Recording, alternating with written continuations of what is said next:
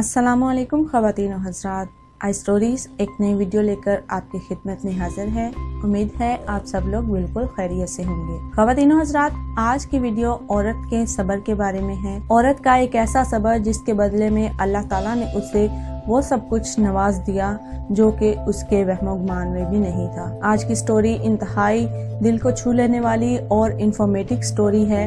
अगर आपको ये कहानी पसंद आए तो इसे लाइक करते हुए दूसरों के साथ शेयर जरूर कीजिएगा और कमेंट में हमें जरूर बताइएगा कि आपको हमारी वीडियो कैसी लगी। वीडियो शुरू करने से पहले मेरे तमाम नए आने वाले व्यूवर्स से इल्तमास है, जिन्होंने अभी तक हमारे चैनल को सब्सक्राइब नहीं किया वो जल्दी से हमारे चैनल को सब्सक्राइब करें और साथ में मौजूद बेल आइकॉन को भी प्रेस कर दें ताकि हमारी हर नई अपडेट आपको नोटिफिकेशन के जरिए मिलती रहे। ख़वातीनो हज़रात, एक औरत थी जिसको अल्लाह ताला बच्चों से तो नवाज देता, मगर चंद माह बाद वो बच्चा फौत हो जाता। लेकिन वो औरत हर बार सब्र करती और अल्लाह की हिकमत से राजी रहती थी, मगर उसके सब्र का इम्तिहान तवील हो गया और इसी तरह एक के बाद एक उस औरत के 20 बच्चे फौत हो गए। आखिरी बच्चे के फौत होने पर उसके सब्र का बंधन टूट गया।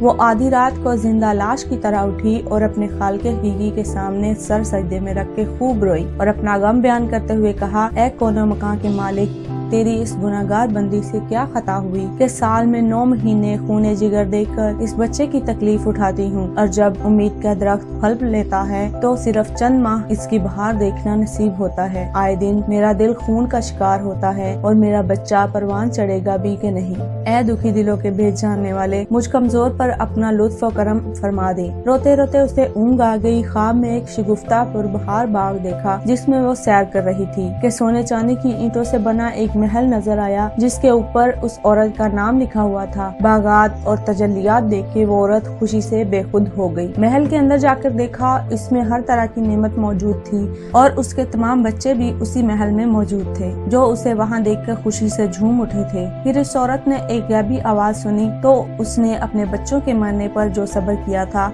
ये सब उसका अजर है। खुशी की इस लहर से उसकी आंख खुल गई। जब वो ख्वाब से बेदार हुई तो उसका सारा मलाल जाता रहा।